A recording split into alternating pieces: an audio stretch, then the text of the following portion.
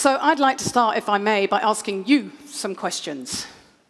If you've ever lost someone you truly love, ever had your heart broken, ever struggled through an acrimonious divorce, or been the victim of infidelity, please stand up. If standing up isn't accessible to you, you can put your hand up. Please stay standing and keep your hand up there. If you've ever lived through a natural disaster, been bullied or been made redundant, stand on up. If you've ever had a miscarriage, if you've ever had an abortion or struggled through infertility, please stand up. Finally, if you or anyone you love has had to cope with mental illness, dementia, some form of physical impairment, or cope with suicide, please stand up. Look around you. Adversity doesn't discriminate. If you are alive, you are going to have to, or you've already had to, deal with some tough times. Thank you, everyone. Take a seat. I started studying resilience research a decade ago at the University of Pennsylvania in Philadelphia. It was an amazing time to be there because the professors who trained me had just picked up the contract to train all 1.1 million American soldiers to be as mentally fit as they always have been physically fit.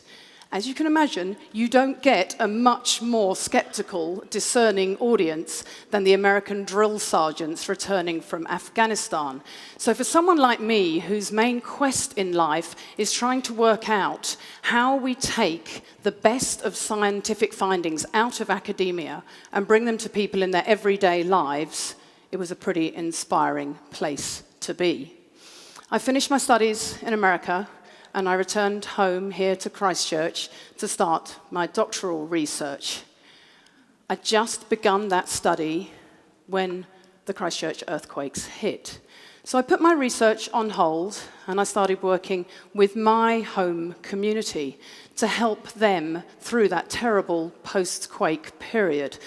I work with all sorts of organizations, from government departments to building companies and all sorts of community groups, teaching them the ways of thinking and acting that we know boost resilience. I thought that was my calling, my moment to put all of that research to good use. But sadly, I was wrong. For my own true test came in 2014, on Queen's birthday weekend. We and two other families had decided to go down to Lake Ohau and bike the Alps to Ocean. At the last minute, my beautiful 12-year-old daughter, Abby, decided to hop in the car with her best friend, Ella, also 12, and Ella's mum, Sally, a dear, dear friend of mine. On the way down, as they travelled through Rakaia on Thompson's track, a car sped through a stop sign, crashing into them and killing all three of them instantly.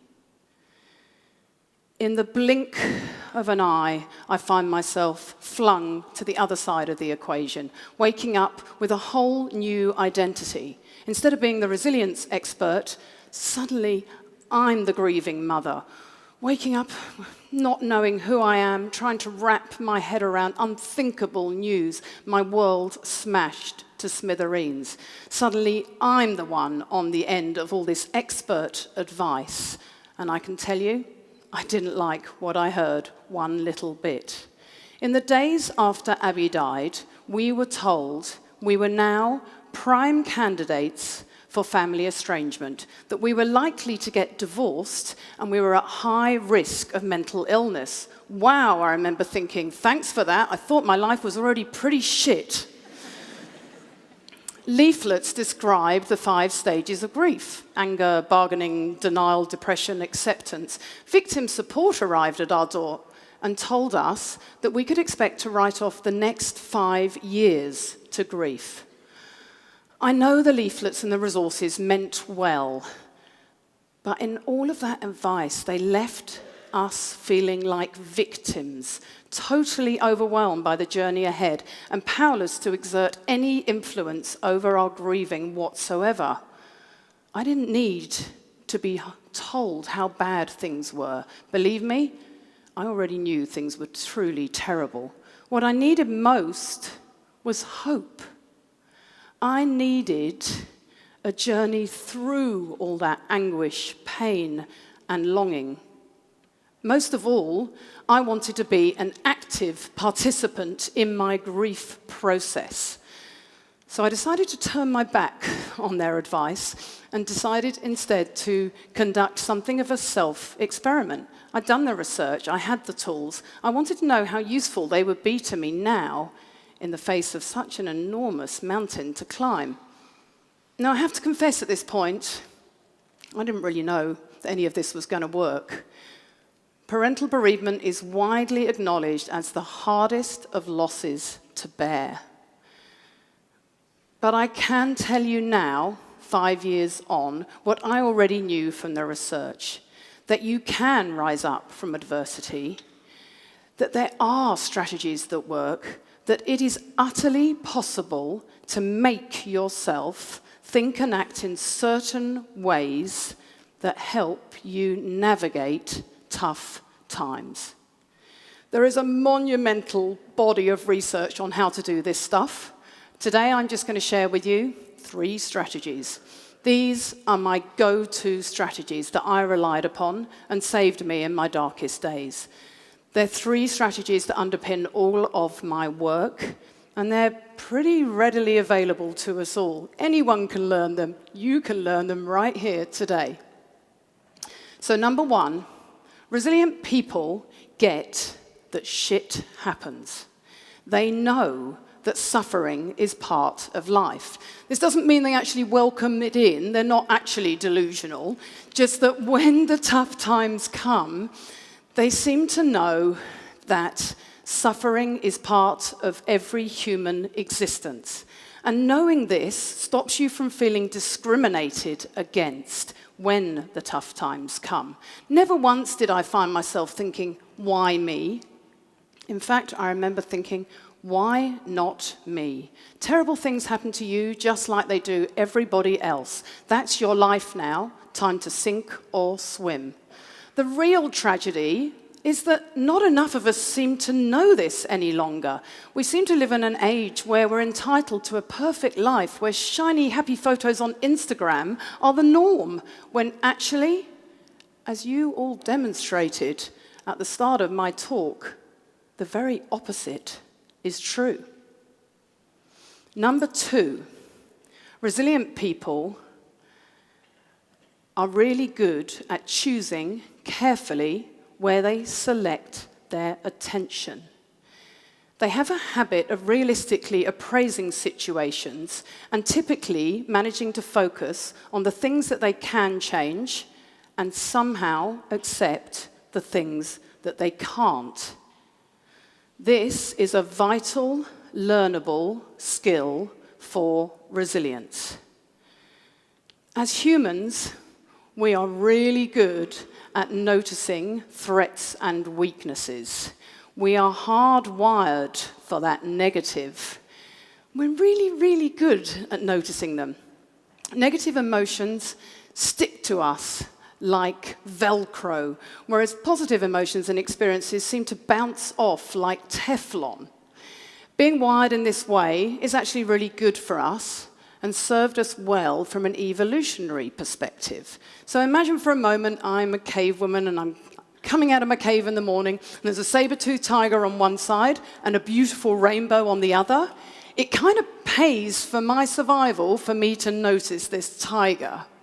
The problem is, we now live in an era where we are constantly bombarded by threats all day long. And our poor brains treat every single one of those threats as though they were a tiger. Our threat focus, our stress response, is permanently dialed up. Resilient people don't diminish the negative, but they also have worked out a way of tuning into the good. One day, when doubts were threatening to overwhelm me, I distinctly remember thinking, no, you do not get to get swallowed up by this. You have to survive. You've got so much to live for. Choose life, not death. Don't lose what you have to what you have lost. In psychology, we call this benefit finding. In my brave new world, it involved trying to find things to be grateful for. At least our wee girl hadn't died of some terrible, long, drawn-out illness. She died suddenly, instantly, sparing us and her that pain. We had a huge amount of social support from family and friends to help us through. And most of all, we still had two beautiful boys to live for who needed us now and deserved to have as normal a life as we could possibly give them. Being able to switch the focus of your attention to also include the good has been shown by science to be a really powerful strategy. So in 2005, Marty Seligman and colleagues conducted an experiment, and all they asked people to do was think of 3 good things that had happened to them each day. What they found over the 6 months course of this study was that those people showed higher levels of gratitude, higher levels of happiness, and less depression over the course of the 6-month study. When you're going through grief, you might need a reminder, or you might need permission to feel grateful. In our kitchen, we've got a bright pink neon poster that reminds us to accept the good. In the American Army, they framed it a little bit differently. They talked to the army about hunting the good stuff. Find the language that works for you, but whatever you do, make an intentional, deliberate, ongoing effort to tune into what's good in your world. Number 3, resilient people ask themselves, is what I'm doing helping or harming me? This is a question that's used a lot in good therapy. And boy, is it powerful. This was my go-to question in the days after the girls died. I would ask it again and again. Should I go to the trial and see the driver? Would that help me, or would it harm me? Well, that was a no-brainer for me. I chose to stay away. But Trevor, my husband, decided to meet with the driver at a later time. Late at night, I'd find myself sometimes poring over old photos of Abby, getting more and more upset. I'd ask myself, really? Is this helping you, or is it harming you? Put away the photos. Go to bed for the night. Be kind to yourself.